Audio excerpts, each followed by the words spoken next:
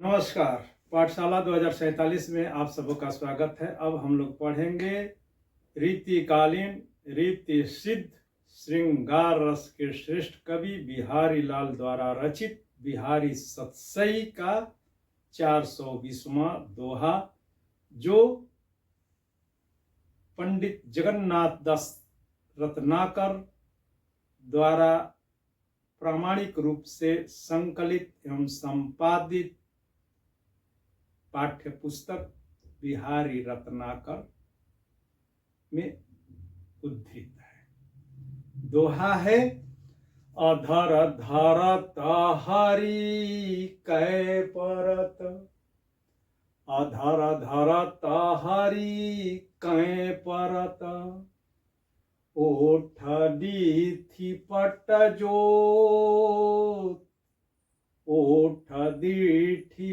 पट जोत, हरित बांस की बांसुरी, हरित बांस की बांसुरी, इंद्रधनुष रंग होत, इंद्रधनुष रंग होत। अब इसका प्रसंग है कि राधा के समक्ष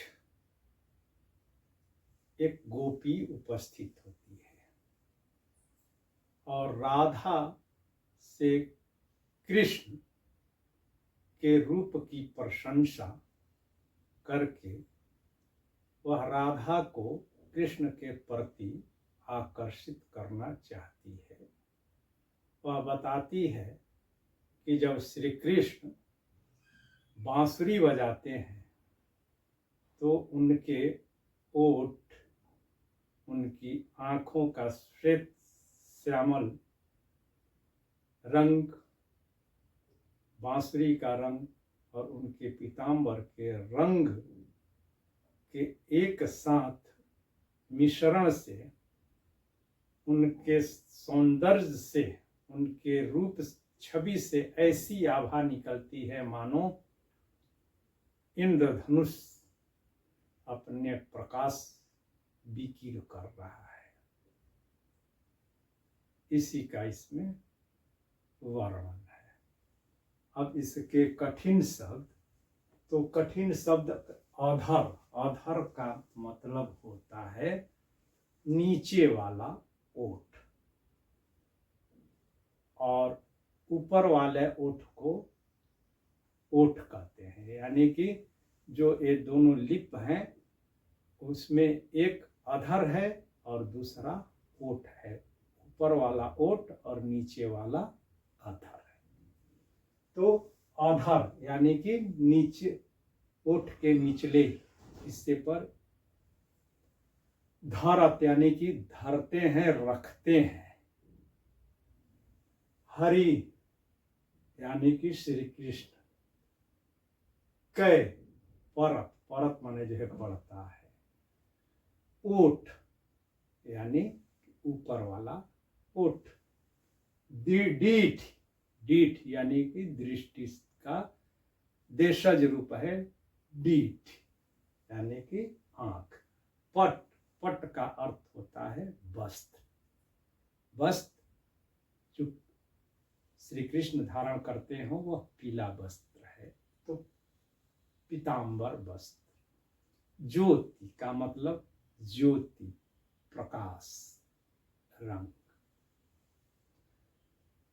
हरित बांस की बांसुरी, हरित यानी कि हरे रंग की, बांस माने बांस की बांसुरी, बांसुरी इंद्रधनुष रंग हो, इंद्रधनुष के रंग की हो जाती है, होती है नहीं, हो जाती है। अब इसका सरलार्थ कि श्री कृष्ण जब मुरली बजाने के लिए हरे रंग की बांसुरी मुरली को अपने अधर पर रखते हैं, तब उनके ओठ की लालिमा और दृष्टि का श्वेत श्यामल काला और उजला रंग, और उनके पीतांबर का पीला रंग, और बांसुरी का हरा रंग मिलने से एक जो आभा निकलती है, वह आभा इंद्रधनुष के रंग की हो जाती है, या इंद्रधनुषी रंग की आभा उनके रूप से, सौंदर्य से निकलती है। अब व्याख्या। तो प्रस्तुत अवतरण में, दोहा में, पद्यांश में कवि बिहारी लाल जी कहते हैं कि राधा की एक सखी राधा से कृष्ण के अनुपम और मनोहारी मनमोहक छवि का, सौंदर्य का वर्णन करते हुए कह रही है कि हे राधे, श्री कृष्ण की छवि बड़ी ही मनोहारी है।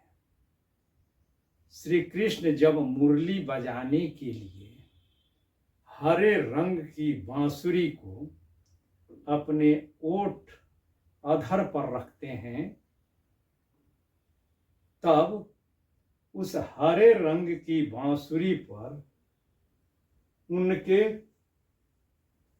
ओठ, लालिमा युक्त ओठ की ललाई या लाल रंग, और उनके दृष्टि यानी कि आंखों के जो है श्वेत और श्याम रंग,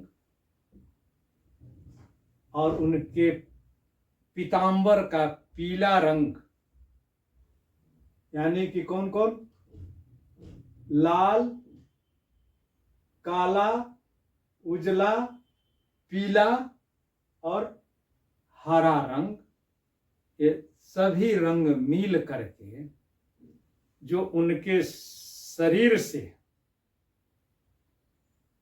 जो आभा निकलती है, जो ज्योति उद्घाटित होती है, प्रकाशित होती है, निकलती है, उससे उन सभी रंगों के मिलने से ऐसा लगता है मानो उनके शरीर से इंद्रधनुष के रंग बिखर रहे हैं, निकल रहे हैं। अब इसकी विशेषता, तो इस दोहे में श्री कृष्ण के सौंदर्य का बड़ा ही मोहक, मनोहारी और आकर्षक वर्णन करने में कवि सफल हुआ है।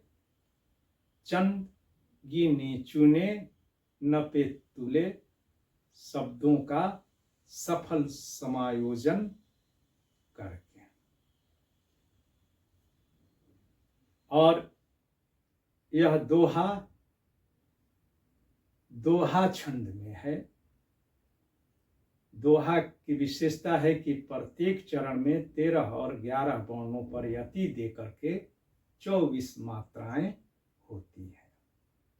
तो गिनेंगे तो इसमें भी 24 मात्राएं हैं। 1 2 3 4 5 6 7 8 2 10 11 12 13 2 1 2 1 1 1 2 1।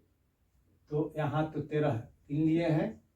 3 3 6 2 8 3 11, 13 जोड़ 11 बराबर 24 मात्रा है। तो मात्राओं के लिहाज से भी यह सफल दोहा है। और अलंकार, तो यहाँ पर देख रहे हैं कि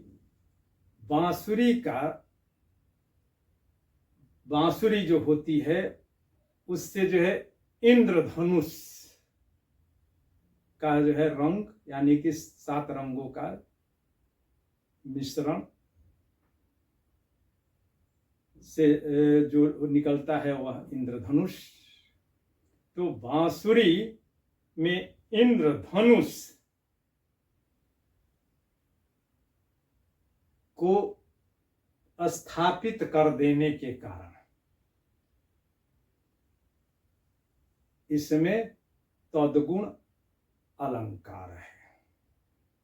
यानी कि जो है बांसुरी अपना गुण छोड़ करके इंद्रधनुष का गुण अपना लेती है, इसलिए इसमें तद्गुण अलंकार है।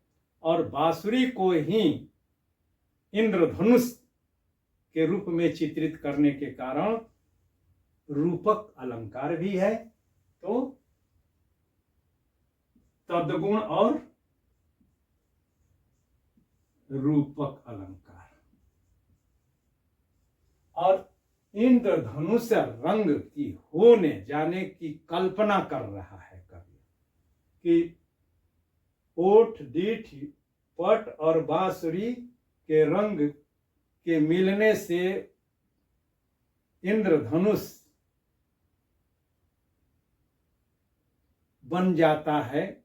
ऐसी कल्पना होने के कारण इसमें उत्प्रेक्षा अलंकार है। उत्प्रेक्षा। और देख रहे हैं कि वर्णों की जो है आवृत्ति के कारण इसमें एक ध्वन्यात्मक सौंदर्य पैदा हो रहा है, जो कि कानों के लिए संगीत के समान प्रिय लगता है। इसलिए इसमें श्रुत्यानुप्रास अलंकार है। अधर अधारत ओठ डीठ पट ज्योति, तो श्रुत्यानुप्रास। और अंतिम में तुकबंदी के कारण अंत्यानुप्रास अलंकार है। और यह भक्ति का दोहा है, जिसमें राधा और कृष्ण के रूप सौंदर्य का वर्णन करने के माध्यम से कवि राधा और कृष्ण के स्वरूप का, आकार का साकार दर्शन कर रहा है। तो यह बिंबात्मक भी है,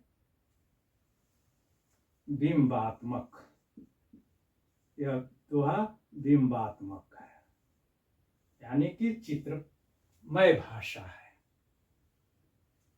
और जब रस भक्ति हो, जिसे शांत रस भी कहते हैं, तो उसमें माधुर्य गुण होता है, वैदर्भी रीति होती है और वृत्ति मधुरा होती है। भक्ति रस यहाँ होते हैं, भक्ति रस। और संचारी भाव इसमें स्मरण, यानी कि उनके रूप का स्मरण कभी कर रहा है, तो स्मृति।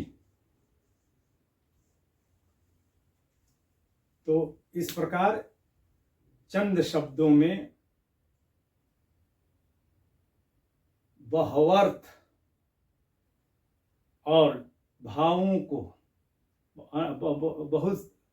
बहुत सारे भावों को भर देने में कवि सफल हुआ है। श्री कृष्ण के मनोहारी स्वरूप का अत्यंत ही कम शब्दों में सफल चित्रण किए जाने के कारण ही बिहारी के दोहों पर रीझ करके विद्वान आलोचक कहते हैं कि बिहारी ने गागर में सागर भर दिया है।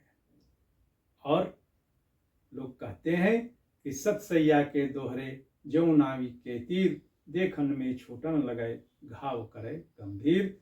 तो ऐसी जो है भावोत्तेजक और भावोद्रेक उत्पन्न करने वाला यह दोहा है। बहुत बहुत धन्यवाद। फिर मिलते हैं नए पाठ के